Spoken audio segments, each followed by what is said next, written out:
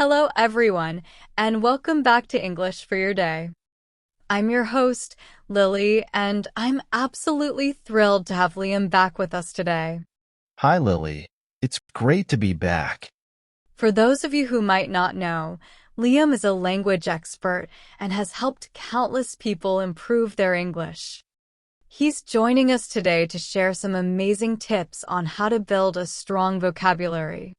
That's right, Lily. And I'm excited to share some practical advice that our listeners can start using right away. So, Liam, let's get started.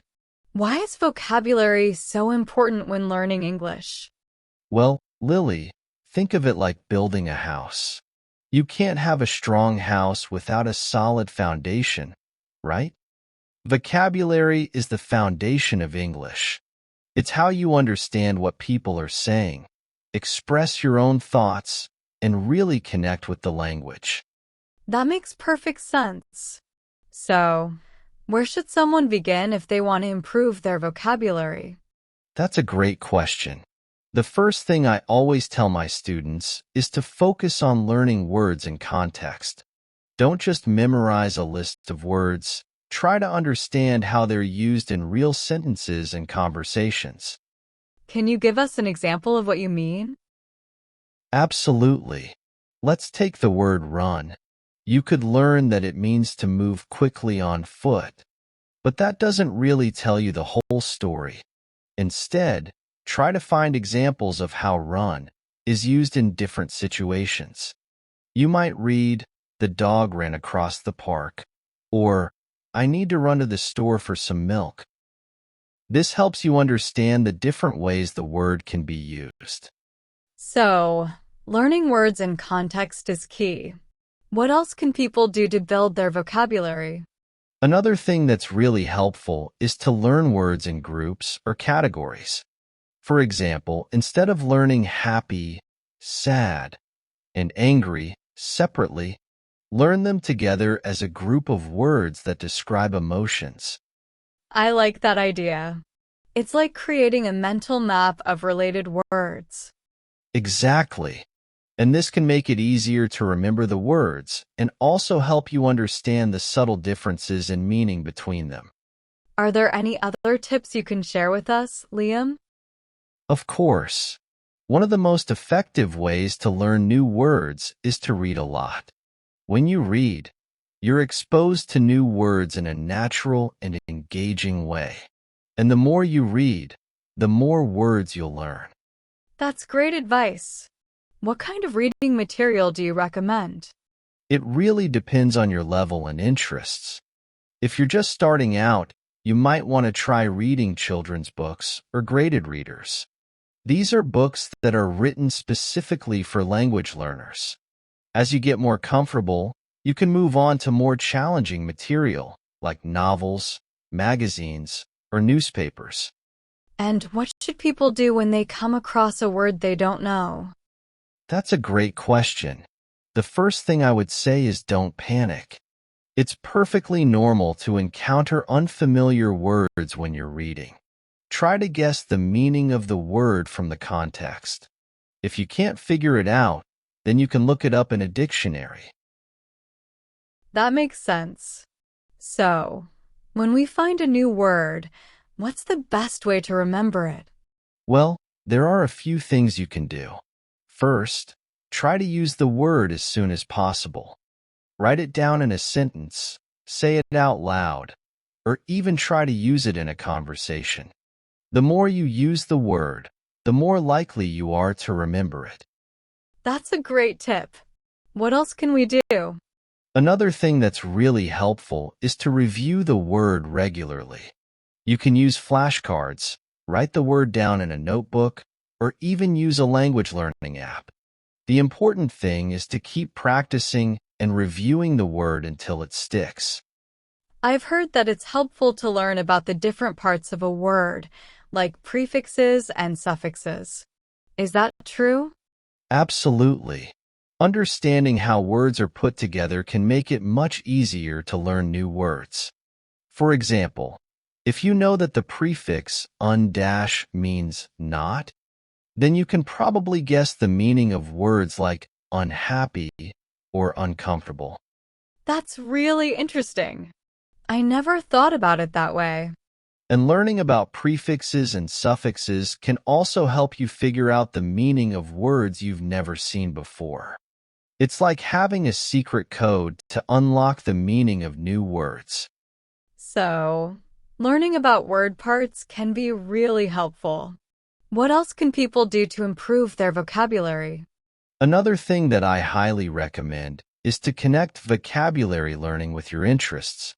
If you're interested in sports, read articles about your favorite teams. If you love cooking, try reading recipes in English. When you're learning about something you enjoy, it doesn't feel like work. That's a great idea. It's like learning without even realizing it. Exactly. And you'll be more likely to remember the words because they're connected to something you care about. Are there any other tips you'd like to share with our listeners? One final tip is to be patient and persistent. Building a strong vocabulary takes time and effort. Don't get discouraged if you don't see results immediately. Just keep practicing and learning, and you'll eventually reach your goals. That's so important. It's easy to get discouraged when you're learning a new language. But remember, every word you learn is a step forward. And the more words you learn, the easier it will become to learn even more. What else can people do to reinforce their learning? Another thing that's really helpful is to actively use the words you're learning. Write them down, say them out loud, and try to use them in conversations. The more you use the words, the more likely you are to remember them. That makes sense. It's like practicing a musical instrument. You can't just read about how to play, you have to actually pick up the instrument and start playing. Exactly. And the same goes for learning vocabulary. You can't just passively read about words, you have to actively engage with them. So, active learning is key. What else can people do to make their vocabulary learning more effective? Another thing that I highly recommend is to find a learning style that works for you. Some people learn best by seeing words, others by hearing them, and still others by doing. Experiment with different techniques and find what works best for you. That's great advice. Everyone learns differently, so it's important to find a method that you enjoy and that keeps you motivated. Absolutely. And don't be afraid to try new things. There are so many different resources available, from books and apps to websites and podcasts. Explore different options and find what you find most helpful. That's really encouraging.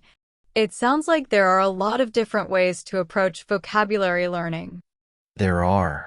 And the most important thing is to find a method that you can stick with. Building a strong vocabulary is a marathon, not a sprint. It takes time and effort, but it's definitely worth it in the end. I couldn't agree more. A strong vocabulary is essential for anyone who wants to communicate effectively in English. It is. And it's not just about understanding and speaking.